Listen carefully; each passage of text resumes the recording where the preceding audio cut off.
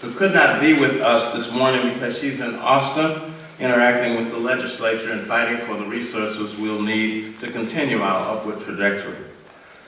But for that, she would have been here to provide greetings as she has done for each year in my memory.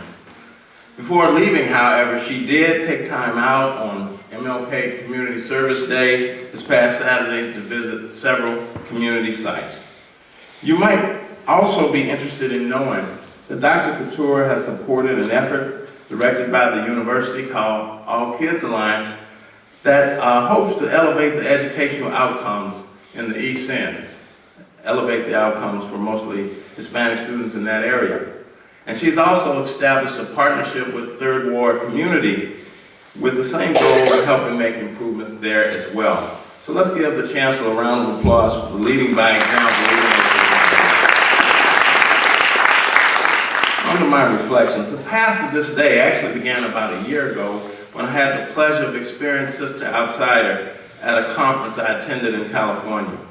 I knew then I had to suggest to our committee that Sister Outsider be part of our celebration. Luckily, the committee agreed, and here we are. You will get to judge for yourself as Sister Outsider communicates the universal desire of those who on the outside to be viewed for who they are, viewed as true equals, as MLK would say, by the content of their character. You will also have the opportunity to attend a workshop led by Sister Outsider at 3 p.m. in the Space City Room, room 214 in the Student Center today. The MLK holiday was established in January 1986 by President Reagan when he signed a proclamation making the third Monday of January a holiday to honor Dr. King's birthday. It was not celebrated by all the states until the year 2000. Around the country, it is celebrated by parades. Of course, things are bigger in Texas, so we had two. Oratory and essay contests, festivals, art exhibits, such as the current one at the Menil Museum in Houston, and days of service.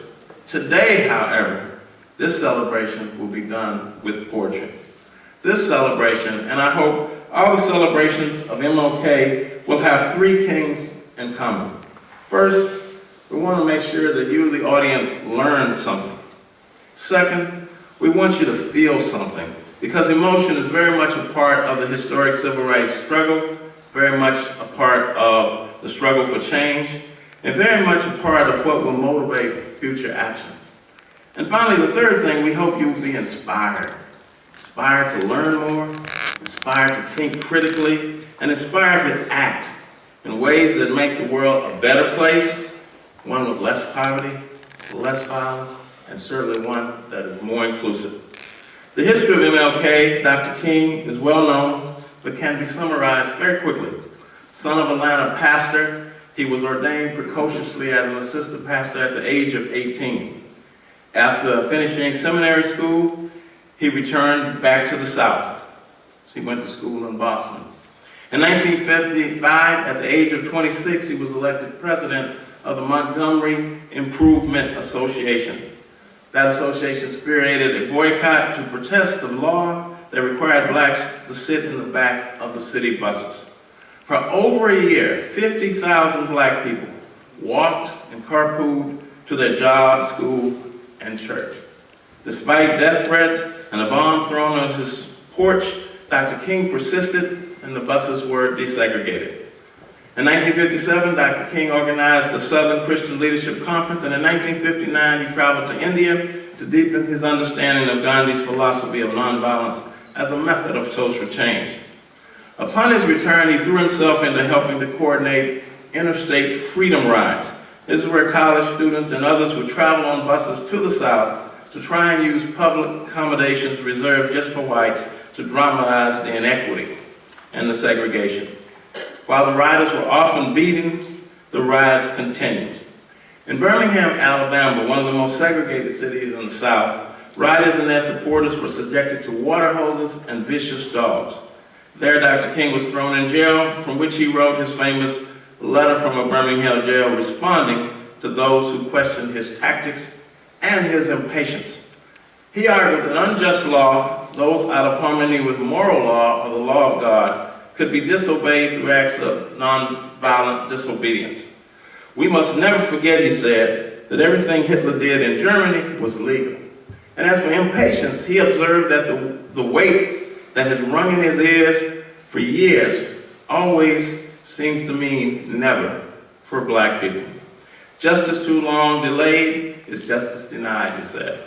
In August 1963, he gave his famous I Have a Dream speech at the March on Washington for Jobs and Freedom that was organized by his colleague Bayard Rustin, who just happened to be a member of the LGBT community. 250,000 people attended the event. People of all ethnicities and creeds joined him that day and thereafter in the continued struggle for equal rights. Some endured brutality, and sadly some have been killed.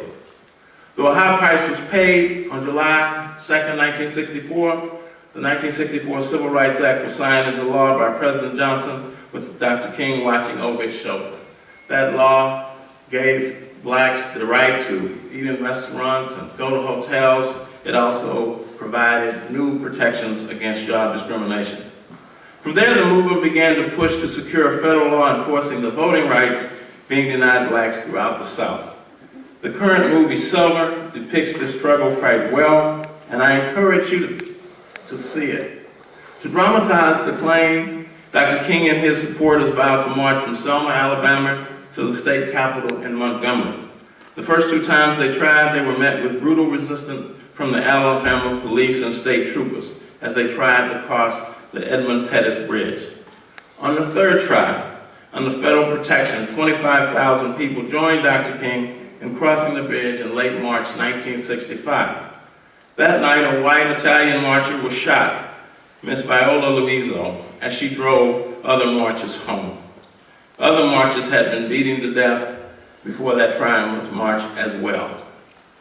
Though the price was high, in August 1965, the Voting Rights Act with real enforcement provisions was signed into law by President Johnson. In 1968, while in Memphis preparing to lead striking black sanitation workers who were fighting for better wages, Dr. King was struck down by assassin's bullet. He was just 39 years old. Dr. King was honored with the Nobel Peace Prize in 1964, and in 2011, a 30-foot granite statue was erected in Washington near the Lincoln Memorial. It honors his civil rights achievements and the principles for which it stood. His wife said that Dr. King fought against the triple threats of racism, war, and poverty. He did so through nonviolent direct action and love. Now, in addition to service, his most fervent concern was for justice, such as economic justice. If he were here today, no doubt, he would be talking about income inequality and the wealth gap between minorities and whites that has continued to increase in the midst of the economic recovery. According to a Pew Research report in 2013, the median net worth of white households was $141,900, Hispanic households $13,700, and black households $11,000. If he were today, he would also say something about justice and the unequal treatment and policing and the criminal justice system. If he were today, no doubt he would be talking about Ferguson, Missouri, and the death of Mike Brown. He would also be talking about Staten Island and the death of Eric Garner. And most certainly he would talk about Cleveland, Ohio, and the death of the 12-year-old kid, Tamir Rice. He would decry the tragic death of so many unarmed black men. And he would decry with equal vigor the senseless killings of New York police officers Ramos and Lew by a psychotic individual angered by the deaths of the unarmed black men. Thousands across the country and hundreds in Houston, some here at this university, have demonstrated to show their concern. There have been demonstrations, marches, die-ins, and t-shirts with expressions such as "I can't breathe" and "Don't shoot me." This has been followed by workshops, forums, numerous columns suggesting action, and proposed legislation calling for body cameras for police, better police training, independent prosecutors, civilian review boards, modification of grand jury procedures, and the list goes on. MLK, Dr. King said, "Injustice anywhere is a threat to justice everywhere." He has argued that a person interested in justice must endeavor to stop it, not just for the sake of his immediate community, but for the good of all mankind in all our wonderful diversity. There are real challenges here where the lines of race, gender, due process, security, equal protection intersect, and we as teachers, students, and citizens must face it. These are not just someone else's issues. These are American issues. These are our issues. If we are to make real the nation's promise of freedom, democracy, and opportunity for all. As President Barack Obama said at the October 2011 dedication of the Martin Luther King statue, our work is not done. Thank you very much.